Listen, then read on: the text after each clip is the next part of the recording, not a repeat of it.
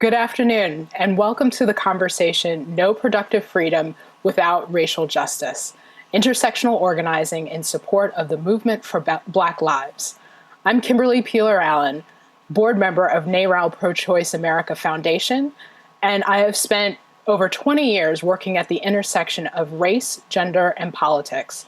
I'm currently a visiting practitioner at the Center for American Women in Politics at Rutgers University, and am the co-founder of Higher Heights for America, the nation's leading organization focused on Black women's political power. I'm also the board chair of the ERA Coalition, an organization at the forefront of the efforts to get the Equal Rights Amendment codified as the 28th Amendment to the Constitution of the United States. I'm thrilled to be joined this afternoon by three of my sister friends in the intersectional work of justice in America. Atima Omara is an award-winning leader, political strategist, and advocate who has spent 17 years engaging youth, women, and people of color at the intersection of politics, advocacy, and the progressive movement. Since 2017, she has been the president of Omara Strategy Group, a consulting firm that provides strategic political services to political candidates and organizations that center women, people of color in their work to build a more progressive, reflective democracy. She is currently an elected member of the Democratic National Committee and elected vice chair of the DNC's Women's Caucus. Welcome, Atima. Renee Redwood is considered one of the nation's foremost experts on diversity and advocacy for inclusion. For more than 2 decades, Renee has informed the debate on access and equal opportunity while directing initiatives for public, nonprofit, and private sector organizations. Ms. Redwood is currently the CEO of Redwood Enterprises, LLC, a consulting practice that provides data-informed strategies to deliver people and process solutions to support the client's mission. Previously, Ms. Redwood served in the office of Congresswoman Eleanor Holmes Norton, the president of the Glass Ceiling Commission, and the Democratic National Committee. She is currently a member of the NARAL Pro-Choice America board. Jamia Wilson is a feminist activist, writer, and speaker. As director of the Feminist Press at the City University of New York and the former VP of Programs at the Women's Media Center, Jamia has been a leading voice on women's rights issues for over a decade. Her work has appeared in numerous outlets, including the New York Times, The Today Show, CNN, Elle, BBC, Rookie, Refinery 29, Glamour, Teen Vogue, and The Washington Post. She is the author of Young, Gifted, and Black, An Introduction and Oral History, and An Oral History, Together We Rise, Behind the Scenes at the Protests Heard Around the World. And it is the co-author of The Roadmap for Revolutionaries, Resistance, Advocacy, and Activism for All. Welcome all. So before we dig into this conversation today, I wanted to just kind of do some level setting for the viewers and provide a shared language when we talk about reproductive justice, reproductive freedom, and racial justice, just so we have that common floor on which to build. So NARAL defines reproductive freedom as having affordable access to all reproductive health care options, including birth control and abortion care. It also means supporting people who choose to work while pregnant and raising families. Sister Song, a national leader in reproductive justice, defines reproductive justice as a human right. RJ, as it's also called, is based on the United Nations internationally accepted Universal Declaration of Human Rights, a comprehensive body of law that details the rights of individuals and the responsibilities of government to protect those rights. It's not about access, it's about access, not choice. Mainstream movements have focused on keeping abortion legal as an individual choice. That is necessary, but not enough.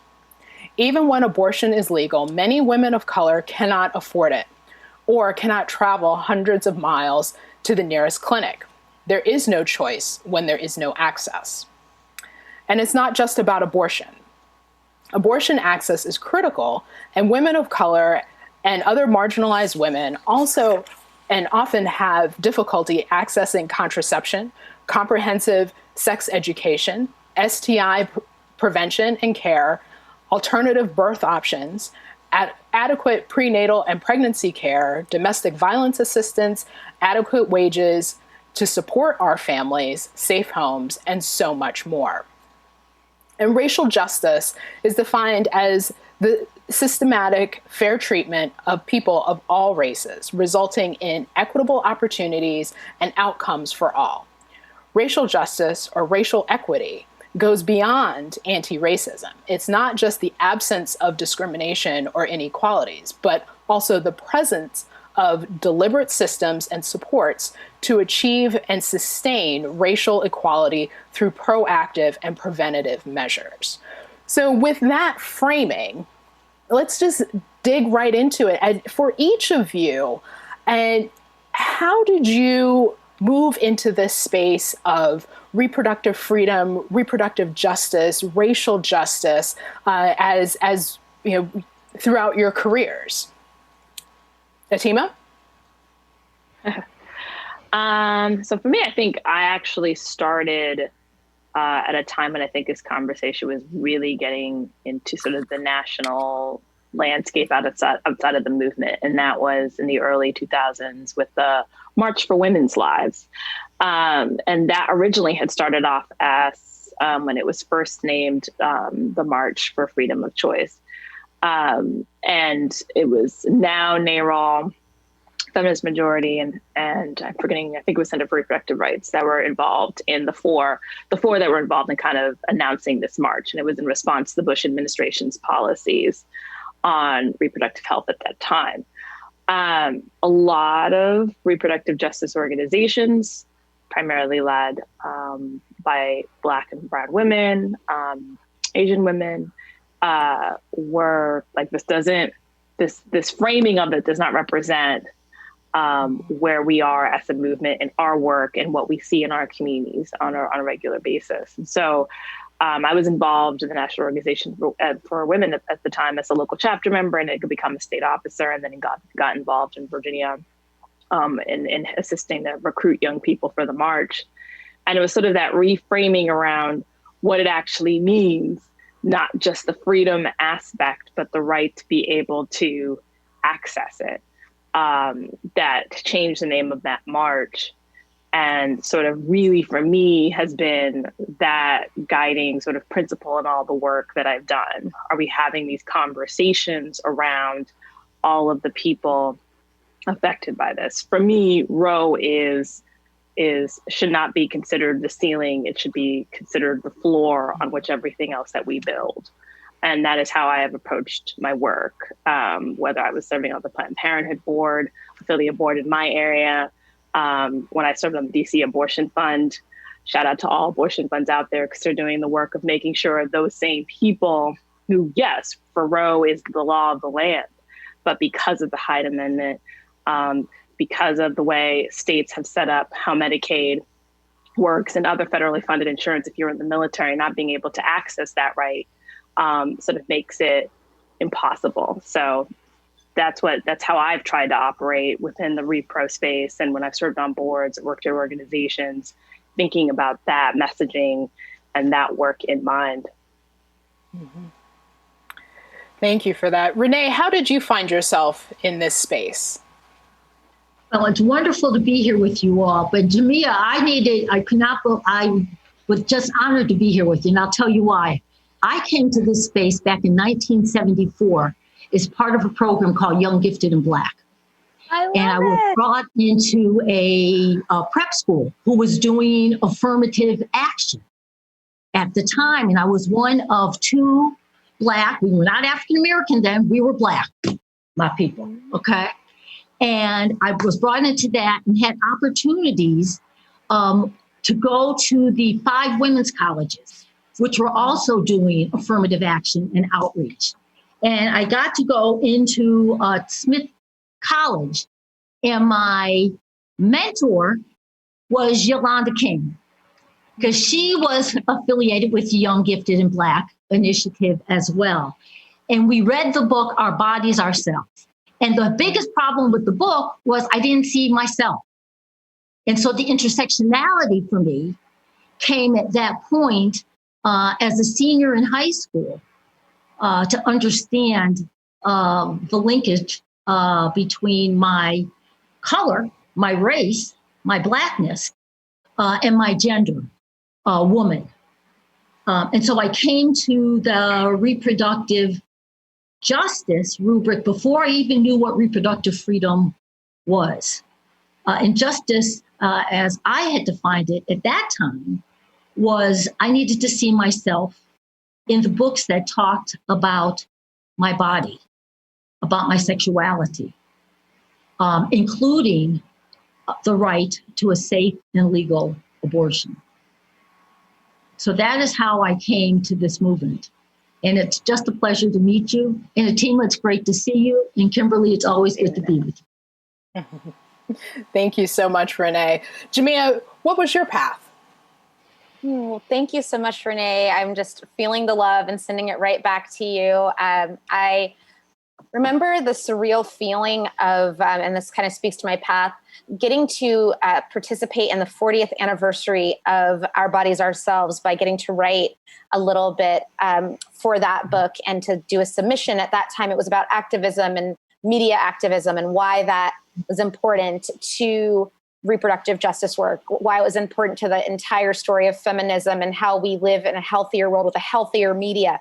And being a part of that anthology, having been given a copy of Our Bodies, Ourselves when I was 13 by my mom, who had been a Black feminist, who had also read it when it originally came out, but then also feeling the surreal moment of saying, oh, I'm having an opportunity now to use the skills I gained when I cut my teeth in activism at Planned Parenthood, at the Action Fund, and then later on the C3 side, during campus organizing for the March for Women's Lives that Atima discussed, and also seeing the conversations and rigor around the conversations that were happening then around intersectionality and even sort of good conflict, a good trouble, like John Lewis would have said, around making sure that the banner of this march would be all encompassing of the issues that were facing people of color and women from various different economic backgrounds, et cetera. And so just doing that book and having the very small role that I played in that, showing me that, oh, your role in this work doesn't necessarily always need to be under the umbrella of a reproductive justice organization per se, or a feminist organization. You can have a role in shaping media and a healthier media discourse and a healthier public conversation as it relates to these issues, and to normalize and center conversations around reproductive justice, reproductive freedom. And so in the work that I did at Planned Parenthood, there were a lot of opportunities there to speak out specifically about how these issues affected us in the public square. At the time, I didn't think it could get much worse than when I started out there, because it was during the Bush administration. But this moment has shown us that it can. And I think that was really good training for me to have early on in my career, to take that in the various different places I've been. But then I had the opportunity to work in different vectors of the media, sometimes within organizations that specifically work on gender justice issues, but then also at places like TED, where I also worked, and to really just think about how we use storytelling as a catalyst for social change. And so now at Feminist Press, it has been a really wonderful experience for me to be at a press that started 50 years ago, really understanding why we need to create a more just world where everyone can recognize themselves in a book.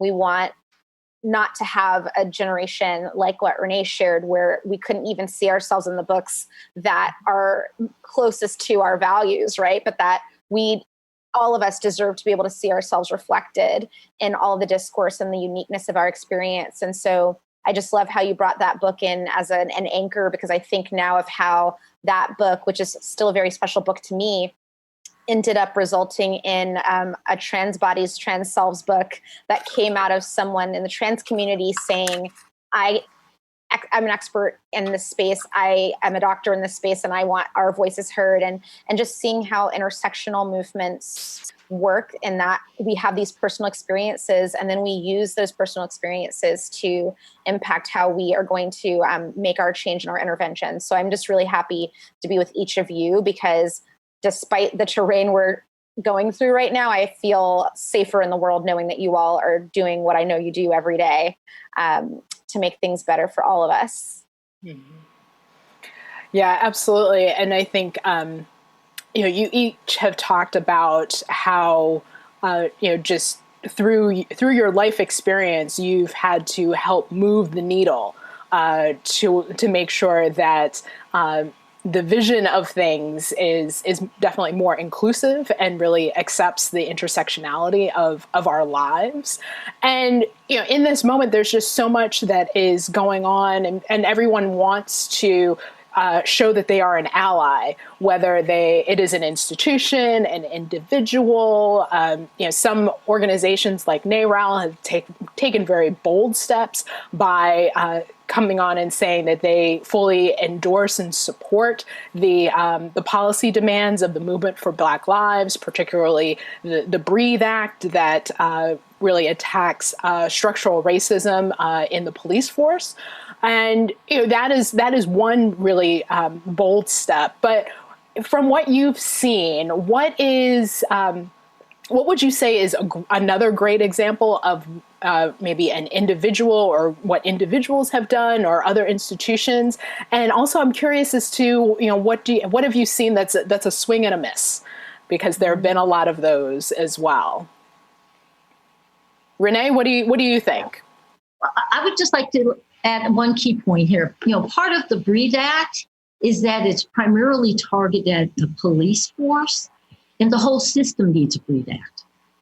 I think part of our challenge, and I'm thankful for it, it's a start, it is fundamental, it is critical, but we also have to expand other mechanisms of accountability. And so I think for our members, and I'm proud to be on the board of NARAL and have served on the C4 as the chair of NARAL Pro-Choice, and then now on the C3 board. I'm proud of the fact that we are indeed, as an organization that is seen as primarily a white organization, and demographically it is. And at some point we'll have some opportunity to talk about our intentionality and our progress forward on being more inclusive and diverse in our representation, but we do so through our strategic partnerships and allyship with reproductive justice organization. And we just on the Breathe Act. Part of this is that we, as individuals who need to be able to breathe for the fullness of our freedom. So much of what's at attack is our self-agency, the ability to decide, the ability to make our own choices, the ability for us to breathe as we need to support ourselves and our family and our community. And so what we can do individually, make sure we reach out to our members to sponsor the Breathe Act, and make sure that it is that there's appropriate appropriations or things that we can do legislatively. And then in the community, we need to talk about it. We need to make sure that this is one of the areas that we have voting on. You can't see my vote pin, but it's important for us to vote. If you're not registered, do so now. If you are registered, check now to make sure you know where you are to be voting. If you can do absentee ballot, do it now. Vote by mail, do it now. You do it now, then you can encourage others to do it. Mm-hmm. I'm going to let it go back over to Kimberly. No. I think you're absolutely right that the best form of allyship is definitely voting. Jamia, I'm curious, as you see in the media, in publishing, what does good allyship look like right now?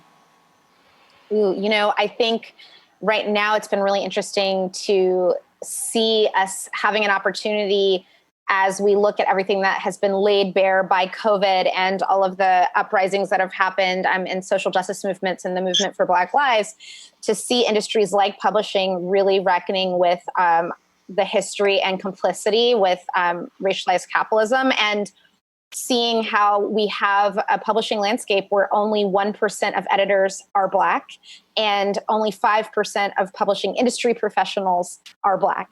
And seeing now some shifts we've seen as it relates to this radicalized Blackout Tuesday bookseller list with people actively buying books by Black authors, and also by companies now having to accelerate their initiatives and being called for more accountability and engagement with people of color and BIPOC communities, but also in terms of all levels of the decision-making business within publishing companies. So I think that this is an exciting time, and it's sad that it took this long for this to happen.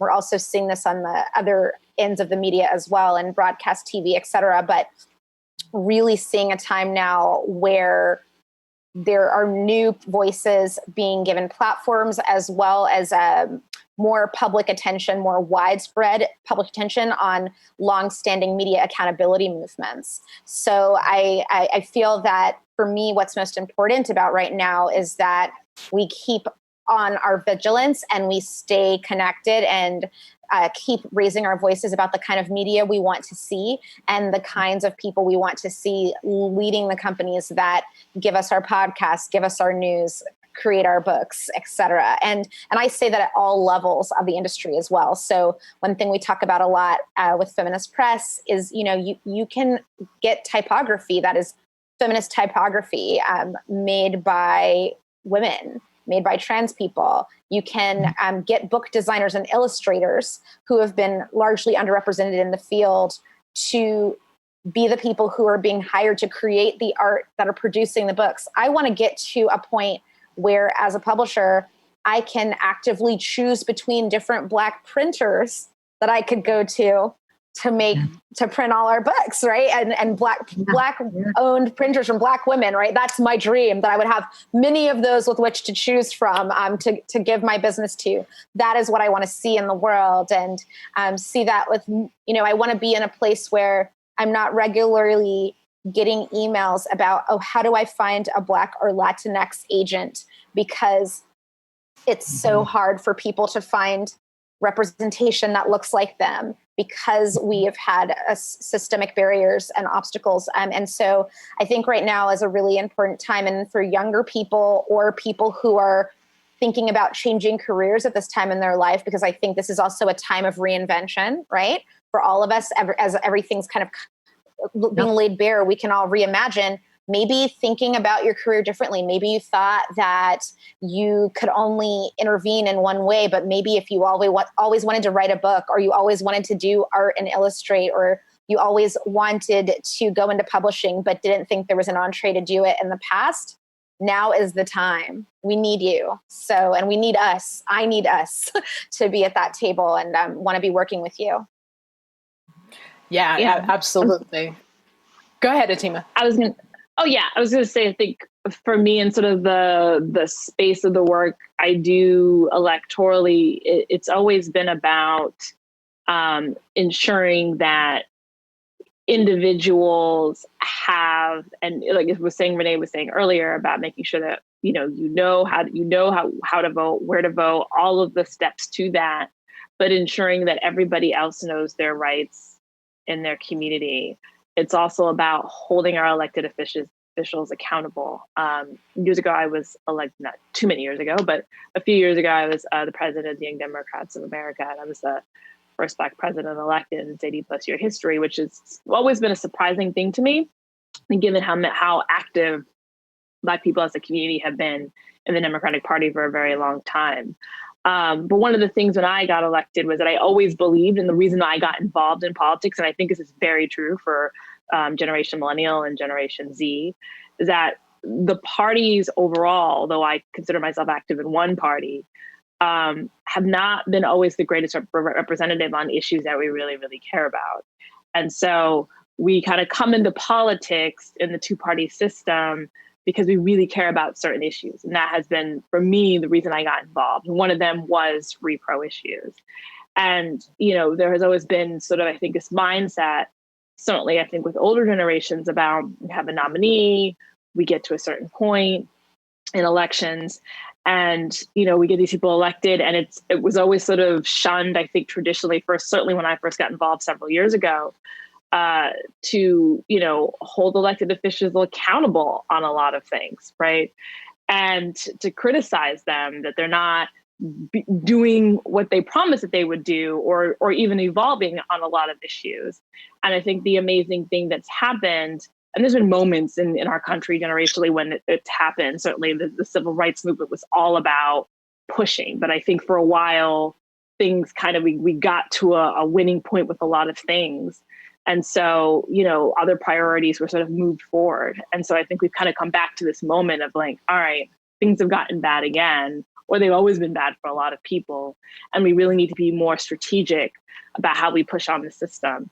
And the Hyde Amendment and where we are in this moment is a good example of that. I mean, like 5-7 years ago, if we were to talk about the Hyde Amendment being something that our party has taken a position on, the Democratic Party, for those who affiliate with it, taking a position on that it needs to be a thing of the past, I would have been surprised, right? But we're at this moment because activists like myself in the party, activists outside of the party, pushed really, really hard that it is just morally wrong to say that Roe is the law of the land. And the only way that you can access it, though, is if you have money to pay to get an abortion. Like the fact that you are poor, likely of color, means that you can't access it. And that's not morally correct. And so taking that stance on Hyde, taking that stance on criminal justice reform, Black Lives Matter is an aspirational statement. It's we want to get to a point in this country where Black lives truly matter in the same way that white lives do. And activists have pushed us to get to this moment. And so I consider the Breathe Act in that same sort of realm of Hyde, where people are like, well, this is kind of, it's going to be hard. We've had a system that's set up this way, but we have to try, we have to push, we have to do. And for me, that's why I do sort of the work that I do, is because I believe that we need to be in those rooms and outside those rooms, trying to push strategically to get us toward progress. Yeah, I think that's a really great point. How we can continue to agitate both internally and externally to move the needle forward. And, thinking about all of the viewers and our members who are watching, and, everyone is at different points in their activism, but any thoughts around specific ways that our members can push the agenda forward for racial justice, reproductive justice, not just reproductive freedom. Any thoughts as to specific things that some of our members could do, or how they can approach it as they are, everyone is, it's such an interesting space. I've had so many conversations with, women across socioeconomic barriers, across the racial landscape, and everyone is at different places around their comfort in this moment, the agitation, and what we are all fighting for. And to do this work authentically, we have to continue to educate ourselves, and regardless of where you are or how comfortable you are with the issue, but you have to continue to educate and push and inform and do it all over again. So for, say, a member who is very activated in this moment of wanting to do something, they've never waded into the space really of racial justice. They've focused a lot on abortion access, reproductive freedom, but to step now into this space of reproductive justice and racial justice, what are your thoughts on where they can begin? Renee? Oh, this could be a list, but let me try to contain myself here. Where can it begin? Okay. We got time. Go for it. We got time. I was going to say, first and foremost, thank you for recognizing that race matters. Okay, that's an important piece. I think the pandemic, this confluence of crises created a different environment in people, not only externally, but within people's heart, that there's a sense of humanity.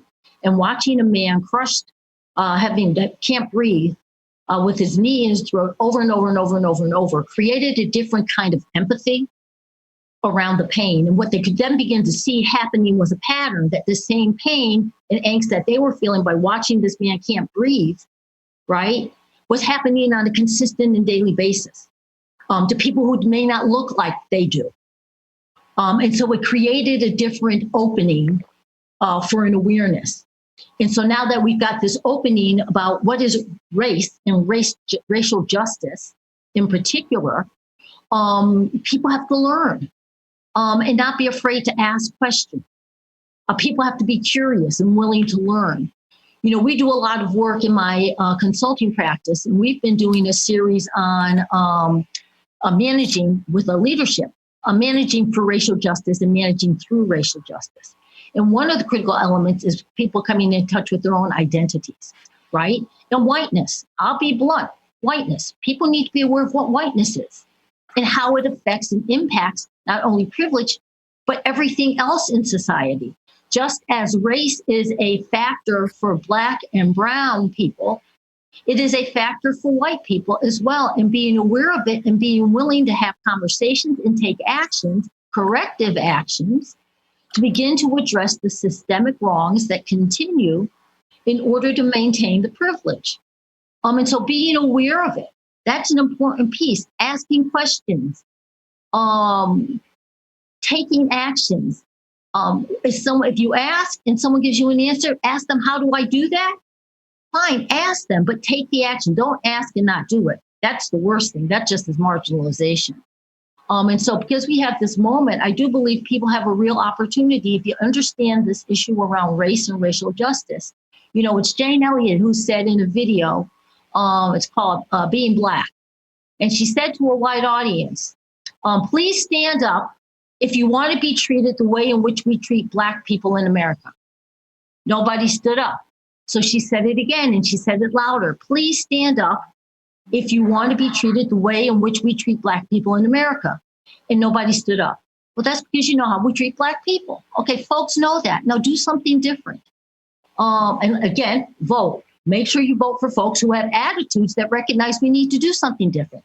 That the BREATHE Act is a critical function of America right now. So vote. Vote for those same people who are supporting the BREATHE Act are also those folks who are going to be supporting reproductive freedom, reproductive justice, and a woman's right to an abortion.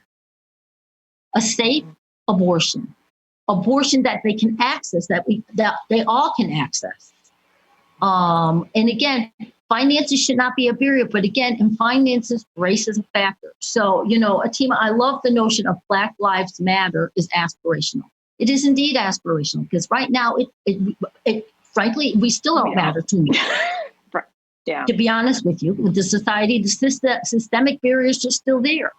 So any organization that you're affiliated with, including NARAL, that has made a statement about support and commitment, hold them accountable. Hold leadership accountable. What does it mean in terms of budgets? Budgets in terms of the talent that you're going to put towards addressing it within your organization, within our communities, budget in terms of our treasures. What kind of resources are we putting behind it, right? And budget in terms of time, right? Make an investment in learning, make an investment in change, make an investment in judgment. When you address racial justice, you actually begin to move us closer to our reproductive freedom. All right, never ask me these questions, Kimberly. No, I think that was great. And I think and to pull that thread a little further, also thinking about, as you were talking about budgets, because we know budgets are never about dollars and cents. They're about our priorities. And I think beyond budgets, just think about resources in terms of the space and the time that you occupy. And could you either make space for a voice of color to come in? Or are you uplifting the work or the values of a person of color or people of color in your work? How are you using, as someone, as a good friend of mine, kind of cobbled together a couple of great quotes of how are you spending your privilege as a white person on behalf of this moment?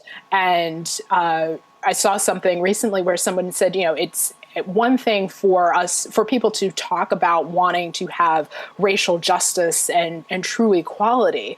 But when it comes to having to give up something for themselves, that is when things get a little dicey. It's one thing to say that you want this, it's aspirational, but for that to happen, we have to have some realignment of power structures. We have to have some realignment of resources and conversations for that to actually manifest itself. And I'm also thinking about a lot of conversations that I'm having, and kind of why I started the conversation today with all of you, of just doing some level setting and creating some definitions, because there is so much that is not taught in school. There's so many conversations that are had within families of the Black and Brown community around these issues, racial justice, reproductive justice overall, but it's not necessarily part of it. It's not at all part of the national discourse or national education system. Jamia, off the top of your head, what are some resources that people can go to inform themselves so they can effectively go and do all the things that Renee was talking about, and really be able to spend their privilege to advocate for the movement for Black lives or reproductive justice? I love this question. So much has already been said that is so wise. I am thinking about what all of the white people in my family have asked me that they could do for me. So I'm going to recommend what I've asked for all of them to do, which is to buy Layla Saad's book, Me and White Supremacy, and then do all of the exercises in that book. And do not create emotional labor for the people of color in your life when doing the book. Get the book.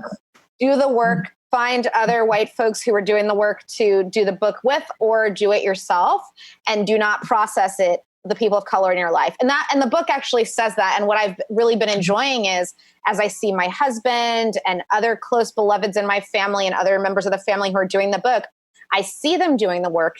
And it's nice to not be engaged in it because they're following the rules, right? Or to see them kind of struggle with wanting me to help them through this process and realizing, actually, no, I need to interrupt this idea and this ideology I've been conditioned into that Jamia is supposed to nurture and manage me, right? And I need to do this work myself. And this work is not just for anyone else's liberation, it's also for my own. And so I've just seen in my own life how powerful that work is. And Layla is a sister friend. And I just think, buy her book, and then also support it and do the work in the book. And there's a new book she's working on for young people that's coming up soon as well. And I'm really excited. And if you have buying power for a company or a nonprofit, buy the book and have the entire team do Me and White Supremacy. One of the publishers who's published my work as an author is doing the work. They are all doing the book. And I can see that show up in how I'm engaged within the company. So I would just say that's one tactical call to action I'd like to ask for. Also, as it relates to these issues, I would say, buying the book of women in RJ and BIPOC people in RJ who have been doing this work for a long time. And, there's been a lot of different writing that has been done on the subjects of reproductive freedom and reproductive justice. And we need more books about reproductive justice. So I would recommend Radical Reproductive Justice, which is an anthology that we are proudly published at Feminist Press. And it has a lot of really insurgent conversation in that book as well. And I think really important text to have. We have another book called The Doulas. That is another really important birth justice book that is intersectional as well. And I would also recommend really thinking about not only buying that book for yourself, but really thinking about integrating it into programming for your organization. Starting a Radical RJ book club, for example, would be a really great idea. And I think just also understanding in that you're supporting the livelihood of people who've been doing this work and their thought leadership as well. So those would be things that I think could really have reverberations of change and just doing the work as it relates to doing the homework as well, and asking oneself the hard questions about how we can show up for this work differently. And then lastly, I'll say, open up your checkbooks.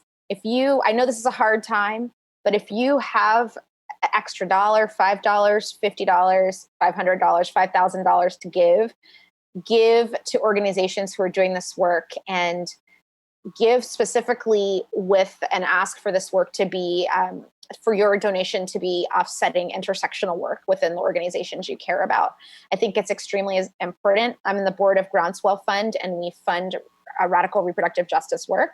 And one of the reasons I'm proud to be a donor at Groundswell Fund is because I know that money is going to go and support insurgent intersectional work. And I think that it's extremely important. I feel like I'm investing in my own health and the health of my sisters and siblings and every time I give. So those would be the things that I think that would be the least of all that we can do. And from that, we can plant many seeds that will grow. Mm-hmm.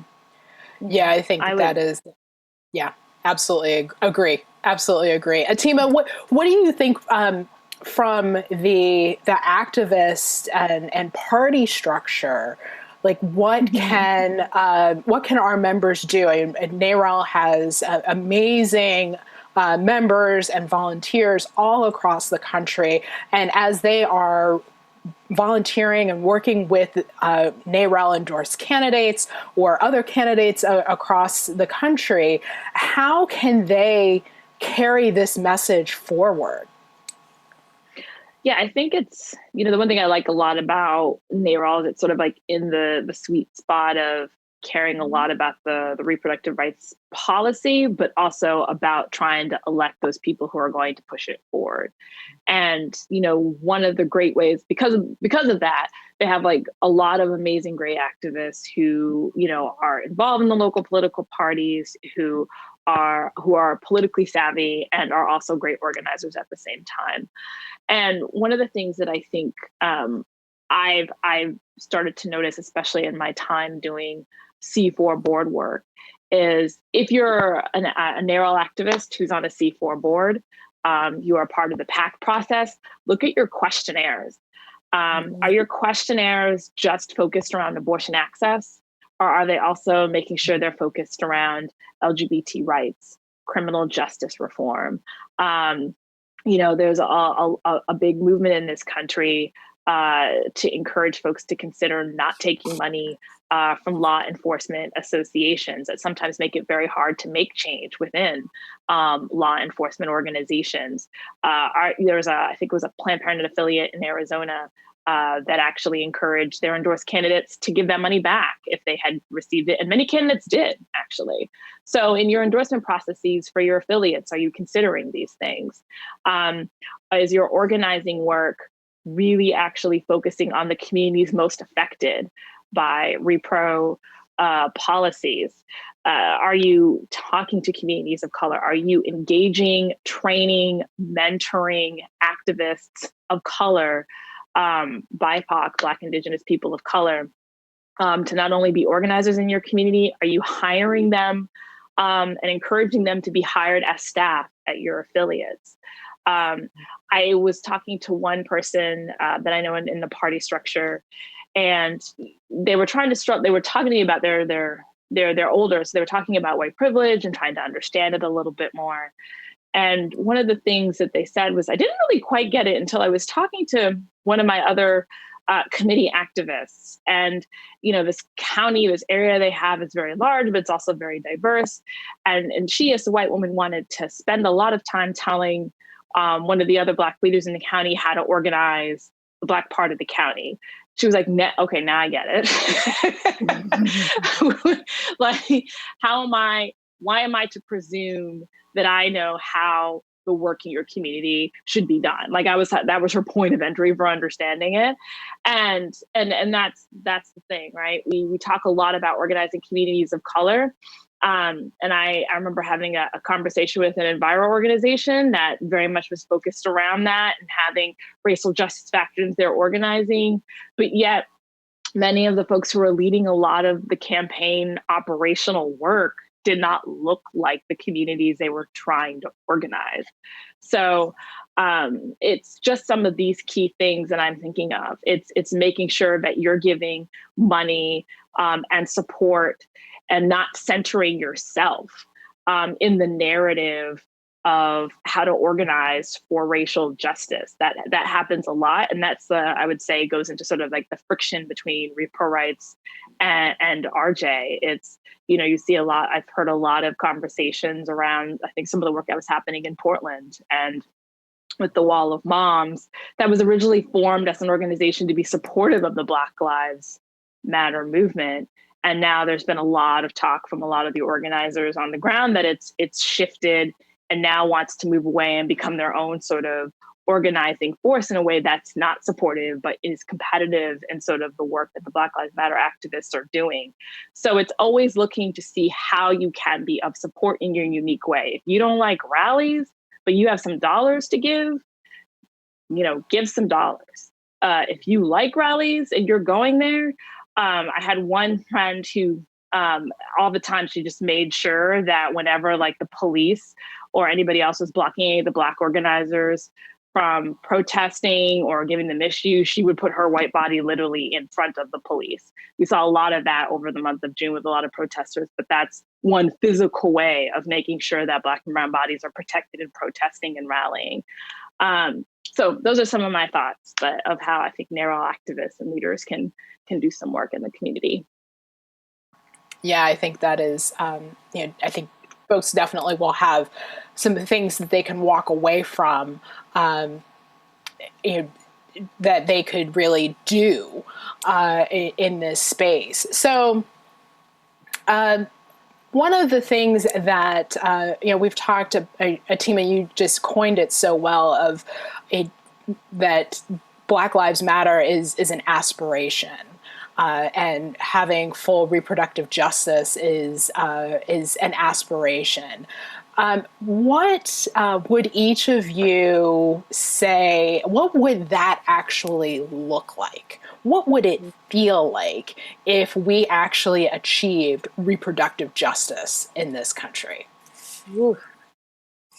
Ooh. I mean, I think what it would, I think that's a beautiful question because of, visioning. I love to kind of like draw the vision as I would hope to see it. Right. And, I just think it would be a place where we were all living in dignity and community interdependence and healing and transformation, that we would be in a space of joy versus struggle and lack. We would be in prosperity and abundance.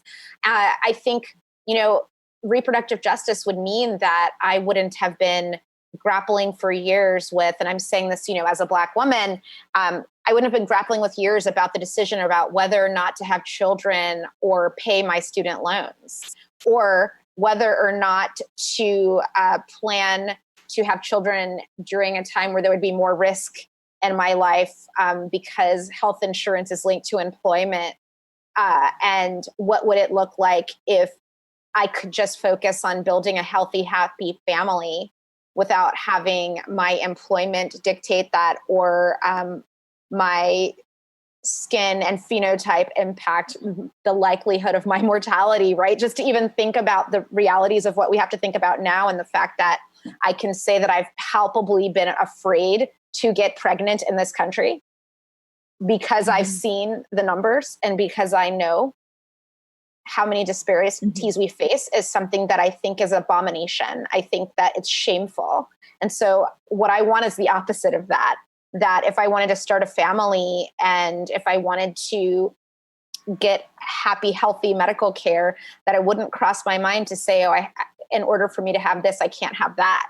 I want to be able to thrive instead of just fighting to survive. And I want those children that I would be bringing into this world to be able to go out into the world without fearing for their lives, to go get Skittles or to go for a run. And I think all of those things are wrapped up into what that liberation would look like. Yeah, I think I spent a lot of time thinking about this, and I think the pandemic, Black Lives Matter, like for Black people, I feel like especially, we're a pandemic within a pandemic after sort of what we've seen happen to George Floyd. And then knowing that we're the individuals who are dying the most alongside Latino people, Latinx, because of COVID-19. And, some of the things that I thought about, like Jamia said, as someone who's grappled and been visibly worried about getting pregnant as a Black woman, even with having resources and having good healthcare, and knowing that does not matter in how I'm treated in the healthcare system. It's about the fact that if I had a child now, as the discussion has been online and in media, there is just no universal childcare for people of all classes. To actually be able to work and keep a roof over their children's head in this country. Like we ask people to have children, and then we don't set up a structure in this country to ensure that there's actually well-funded, affordable childcare for everyone.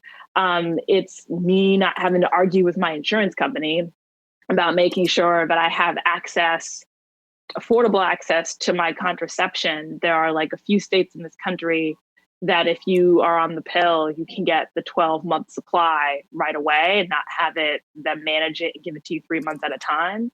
And then actually to having to argue, no, my state is one of those states, I need it, not having to battle that. Like I get my prescription, the doctor hands it over, there are no arguments, there are no questions, or the pharmacy. It's having children who go to school who I don't have to worry are not going to be suspended because they mouthed off or were being kids. And they took it differently. The school system took it differently because my child is Black. These are things that I've thought about. These are things that I realize in a world where reproductive justice is realized would not be things that I would have to worry about. Mm-hmm. Renee, dreams, aspirations? That my well-being wasn't so intrinsically linked to my reproductive being. That overall, I think about things like being able to get care regardless of what the care is, not based on my insurance, but I could get care, health care, and recognition that this is health care for my being and the wellness of myself and the family that I choose, when I choose, and how I choose. I think about aspirationally oftentimes we do this exercise, kind of the smell of the place. What would it smell like? What would this smell like? And it would smell like a breath of fresh, clean, non-toxic air whenever I needed it, which is all the time. And so that was readily accessible, not just to me, but to everyone, that we were no longer having to have these conversations because we now have moved on to, what does artificial intelligence mean or something different? But then we're not dealing with the basics and the basis of who we are as humans. I routinely talk about unconditional positive regard, that we value each other for the humanity that we bring to bear, and that our government values us for the government we need to bear, because the government is made up of people like us with shared values. So that to me is what a reproductive freedom, reproductive justice would look like, feel like, smell like. It would smell fresh and filling. I love that. Yes, I echo all that you have said, all three of you have said. And I think one of the ways that we can really champion this effort and be able to move things forward is if we uplift more women of color, and particularly Black women, to decision-making tables.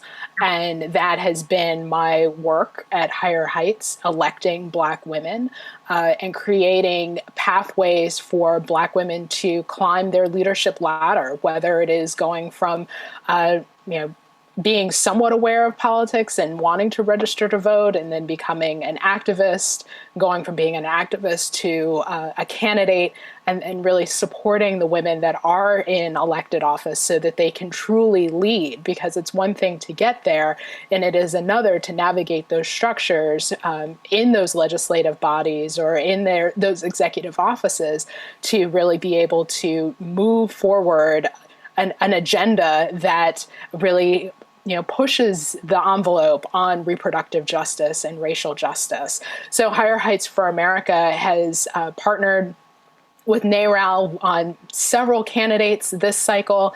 We've been partners for a long time to really amplify and uplift and support Black women who are on the ballot right now. We have record numbers. We said this in 2018. We had record numbers running for Congress, and that number has been completely smashed in 2020. And we are really excited about the opportunities that exist to really expand Black women's elected leadership in Congress and in statewide executive office across this country, and really show and amplify the possibilities that exist and the changes that can be made. And you think about people like Lauren Underwood and Lucy McBath and Ayanna Pressley and what they have been able to do in the short 2 years, and Jahana Hayes, and that what they have been able to do in that time that they have been in Congress, and how much more they would be able to do if we're able to grow the number of Black women from 25,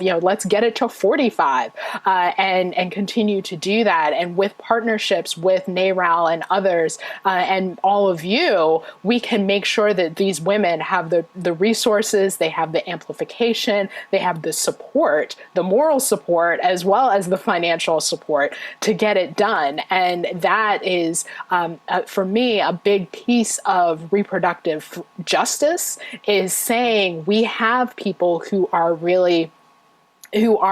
leading in this space, so that when appropriations committee, the finance committee, all of these things in Congress, and we have governors and mayors who are setting the agenda and the priorities.